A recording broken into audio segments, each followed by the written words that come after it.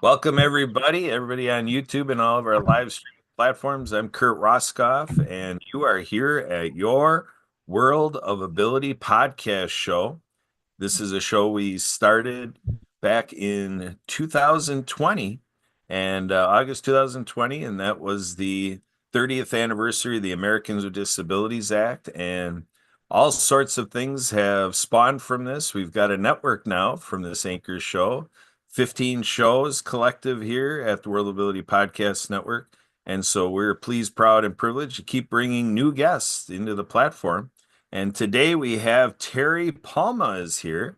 And this is a great opportunity as, my luck would have it. Here he's coming on to check out our show and give it a try and doing it on his birthday. So happy birthday, Terry. So Thank you very much. there we go. So we're glad to have you here with all your youthfulness. And so we're going to tap into what we can do in a little celebratory fashion, celebrating you. And before we went live here, we were talking about celebrating others. And I come to find out you've got a little story to tell, which I love because my story is out of water skiing and your story was about swimming. And there's a little joke about my ski club because people would know I'm in the ski club really. But a lot of people would ask me, "Hey, Kurt, how's your swim club going?" And they just honestly weren't they didn't grab at the word ski club. They just refer to my water ski club as a swim club, which is kind of like, oh, I guess we're not doing so good because they see us swimming, right? Yeah, But people hear what they want to hear. yeah, exactly. Exactly. That's selective hearing thing for sure. But before we get too far out onto, any tangent I might take, I want to make sure we get this story that you gave me a little excerpt of, a little swimming story. So Yeah, yeah, it's about inclusion, which we love to celebrate here at the World of Ability. absolutely. So And let us and know. yeah, actually, this inclusion was well before the Inclusion Act and the Disability Act and everything. It's around 1972. I had graduated from UCLA in '71. Was on the swim team there. I'd swam all my life, and I was hired. My first job out of college, I was hired at a parochial school for being their head swimming and water polo coach. So when water polo was in the fall and swimming was in the spring. But I had one gentleman who was a freshman at that time, and he had polio in one leg, and so and he walked on his own, but he had polio. One leg was shorter, is what it basically was. And during water polo, there was no issues because he was such a strong person. With water polo, you don't use your legs anyway, and there's no issue in terms of regulations or rules breaking in that. But when we got to swimming, and his specialty was butterfly. So I don't know if you've seen butterfly, but um, it's two hands over at the same time and your feet moving together in the same plane. They don't have to be together this way, but they have to remain in the same plane. And as one leg being shorter, he could not do that. It was impossible physically for him to do that. So when we'd go to swim meets, prior to him getting on the blocks, or when his heat was ready, I'd go to the starter and the officials and let them know that we have a person who's disabled, can make the stuff, but there's no way that he can follow the leg rule. And they had no issue with that at that time. There was no problem. Um, uh, I think it might. In fact, let me go back. The original how I came to that, because I hadn't thought about that first, and I think the first event he ever went and he got disqualified. And I said, oh wait a minute, that's my fault. And that's how I went to the officials. And after that point, they had no problem, no issue with that because of his disability. So that was back in 1972, well before all those things took place. Very interesting. So in 1972, I was working on being 1 year old, a November birthday, November 30th. Oh, So most of I just gave up my age, didn't I? so that's all good. So Terry, you and I are both involved in a great group called the Great Discovery. I've been involved for about a year. I don't know how long you've been involved. We're celebrating the application of AI. We've got an AI Genius Club. Give us a little story about how you got introduced, and you're Yeah. doing quite a bit with AI. So how does this fit into what you do, Terry? Well, yeah, I came into the great discovery through the AI Genius Club. Um, and I think someone found me on my LinkedIn page because I love AI. I have a platform that I use for AI for a podcast, which is quite different than yours. My podcast is 100% AI produced. So it's called The Balancing Act of Entrepreneurship, and it's on my LinkedIn page and Apple podcast. But anyway, so um, through that, the content's created through AI. My voice is cloned, so it's my voice. I don't even record it though. When the copy comes up, the platform throws my voice into it. I can edit everything, but the idea was to have a short, concise, informative podcast on entrepreneurship. Balancing it between other things, and have it done in 7 minutes, and have good content. And then I also use the front end of the podcast for sponsorship, and the back end of the podcast for a call to action, like join the Great Discovery or something.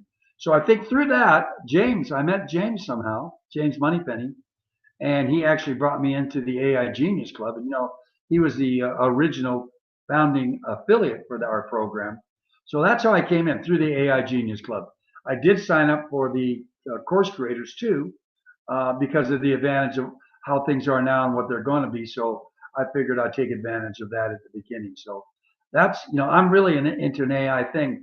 I actually have someone working on an AI landing page for an opportunity that I'm in, and I love it because now we have an agent. Her name is Emily, and if you land on our page and you see a short video, and then you have any questions, you just click on Emily and ask her questions. She'll go, "Hey, oh hi, I'm Emily. What's your name?" I go, "Hey, I'm Terry Plum." "Well, it's nice to meet you. What can I do for you?"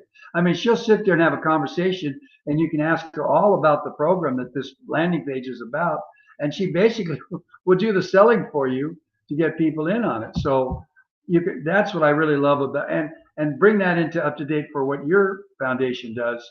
That can include everybody to help. Having that ability on the internet, on the land, and not have to physically go somewhere. I think that applies to all of us and would hopefully be inclusive too. So, I love the AI. I'm sure the younger generation is going to take it to a level that I don't know. Since it is my birthday, I'm 76 today, still going strong and learning new things. Fantastic. I love to hear it. And yeah, we're all in the AI Genius Club and the great discovery to grow, building it to be the largest learning platform on the planet.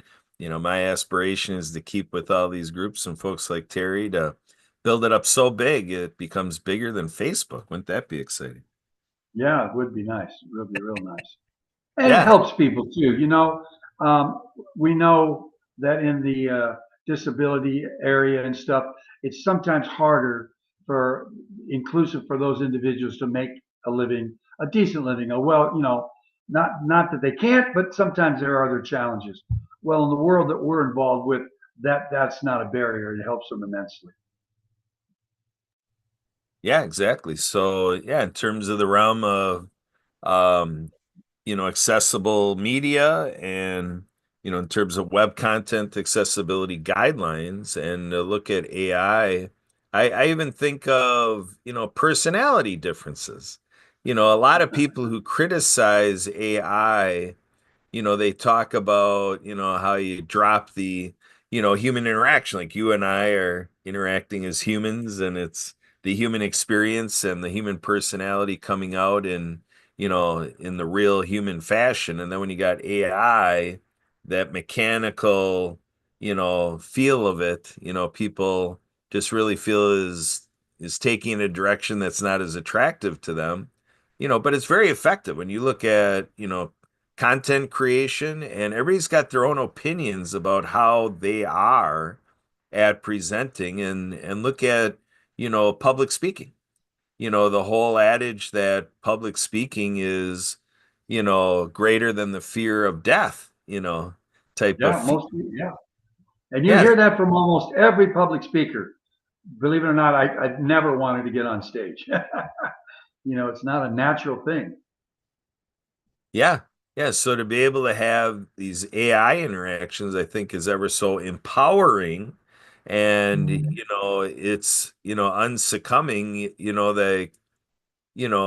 if you're doing something with an AI and you just feel that you're at the end of the value of it, it's AI, and you can just move on from it. And, depending on your personality, you might, feel you want to even be courteous to AI. Who knows? Who knows Right, what right. we're going to find in studies, what all this AI interaction is going to provide. But I think people who aren't as much craving the social interaction, with another person, there may be a little fear, or maybe a little, just hesitancy to Right. use the time of that person.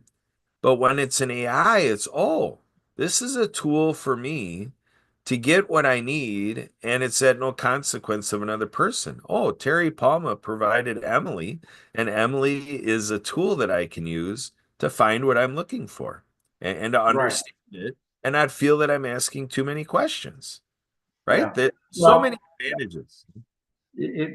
like an advantage for me. Um, if I try to write something out, write copy or stuff, it's very challenging for me to do.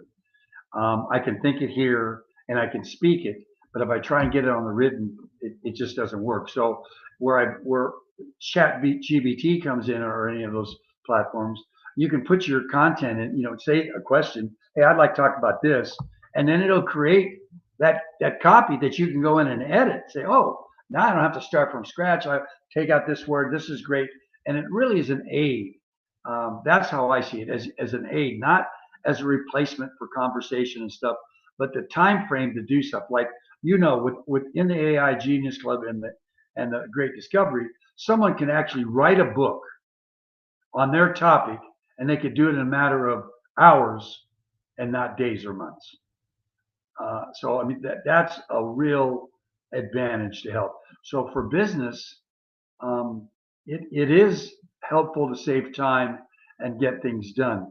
And sometimes your budget is constrained to have, let's say you need a receptionist to take appointments and stuff, but you just don't have the budget to pay somebody in the front just to sit there to take phone messages. Well, an AI agent can help you do that.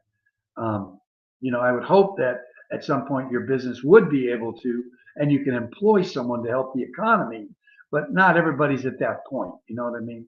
So, that's kind of where I look at. And again, I come from the standpoint, don't be afraid of AI and what it's going to do and who's it's going to replace. Embrace it, open up. Fear is just a blockage of creativity. If you fear something, you can't create something. So, think of it that way. Don't be afraid of it. Question it, embrace it, look at it, evaluate it, but let it come because it's here.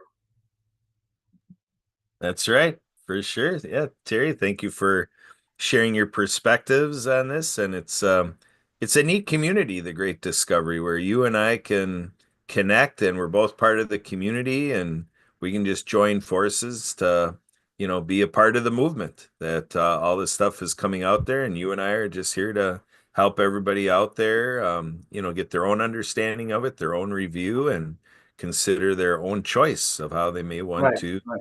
go ahead and give it a Well, try.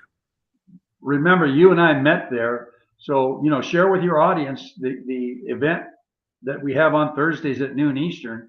Um, Reach out to Kurt and make sure you get that link, because every Thursday at 12 noon, the Great Discovery has a global business networking group where we will meet businesses, and you'll have breakout sessions and go meet other businesses. That's how I met Kurt here, and how we've collaborated today to be together so I can support his cause, and he's introducing me. So who knows, someone might want to get involved with what I do.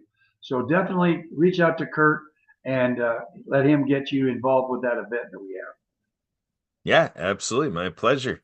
Yeah. So yeah, thanks for the tip there, Terry. And so I just want to just kind of echo a little reference. You said that AI, is helping you with another opportunity you have. And I know when people try to get their first impression, it's good to, just create a way that people might be able to reach out to you and have a separate conversation than try and understand an opportunity, Sure, through sure. this video. Well, it's kind of a different one. I like, I'm a Powerball player. Okay. I like to play the Powerball. I play it once a week, twice. I don't play it every day, every time, but it came up. So I found an opportunity. Imagine that, let's say your community, that you have, the whole community, every week they join together and they all put in a couple of bucks and you bought all those tickets were pooled together. And if someone won, you all shared the pot. Think of that. So that's kind of what I got involved with. It's called Split the Winnings. And I have my Emily's in there introducing the opportunity, how it works. So I can give that link if you want to have someone go to it and see it. But that's how I'm using AI to present and it's fun for me. It's not a business type thing more. It's more of a game. It's fun. I don't consider gambling because I just play it once a week or maybe not even once a week. But now I have an opportunity. I don't even have to go to the store and buy a ticket. It's being bought for me, and I'm in a group of people that if we win, we all share. And I'm paying less now and have a ticket every week than I would if I had to pay it every week myself. And with my group, I end up having 106 tickets every week as opposed to the one I buy, which is kind of cool. So that's kind of how I'm using AI right now to introduce people. And the other thing, one other with that, there are 5 states in the United States I didn't realize that don't have Powerball. So I'm offering in those states. I'm going to those states and saying, hey, now you have a legal way to play the Powerball if you choose to. You join the club here, and buy into us. We buy the tickets where it's legal, and if we win, you get to share in it. So it's kind of cool. Way off tangent, but it's related to AI. Yeah, for sure. And with being our guest, we just want to make sure that everybody's able to grasp what you're all working on and what you're doing. You mentioned about a link. What is Yeah, that link? the link is pays PAYS, the number 2 play PLAY.info. Plays to pays to play PLAY.info. And it's the number 2, not TO. And that'll take you to the website where Emily is there and you can interact with Emily. All right. So in terms of people being able to reach you and ask clarifying questions or whatever, is that all conducted right Yeah, there? I would suggest my LinkedIn page. I Okay. can give my a phone number and an email if you want. It's totally up to you. Okay. First with your LinkedIn page. I got it here, linkedin.com/in/ what's the rest Yep, of it? Terry Palmer. It's got my name. Okay. I Here, I'm typing it in as we go here. Yep, So, that's it. Yeah. Uh-huh. okay. And then And as then far as my email address is even easier than that. It's my last name dot first name at gmail.com. okay, PALMA.TERRY at Gmail, right? Yep, that's it. Correct. Yep. At Gmail. Yep. So, and then how about your phone number? If people want to give you Yeah, a call. phone number is 864-571-8644. There you have it, folks. Our guest, Terry Palma. Again, happy birthday, Terry. And we're going to wrap up this first segment. We're going to take a little break and we'll be back on for the next about hour and a half of our World of Ability program. We're going to take a break right now.